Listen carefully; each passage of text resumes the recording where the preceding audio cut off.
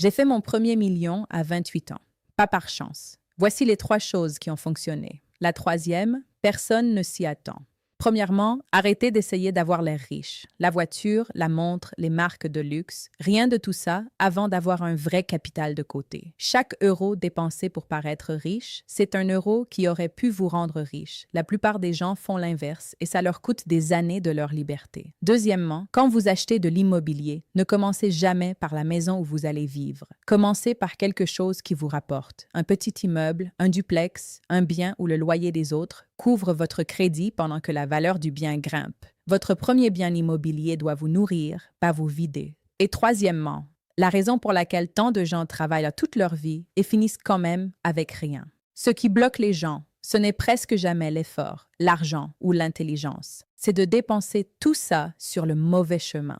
J'ai vu des gens brillants investir 10 ans dans une entreprise, une carrière, une direction qui n'était jamais faite pour eux et n'arrivaient nulle part. Aucun travail acharné ne répare le mauvais chemin, le bon chemin, la bonne entreprise, le bon travail. La bonne direction pour votre vie change tout au moment où vous le trouvez. Et la plupart des gens ne le trouvent jamais parce que personne ne leur a jamais appris comment chercher. C'est exactement pour ça que j'ai écrit ce livre. La psychologie des grandes fortunes, l'architecture complète de la richesse durable, celle que les familles patrimoniales transmettent depuis des générations, celle que l'école n'enseigne jamais. 23 chapitres, 50 règles, tout ce que les grandes fortunes savent et que personne ne t'a jamais appris. Le lien est dans ma bio.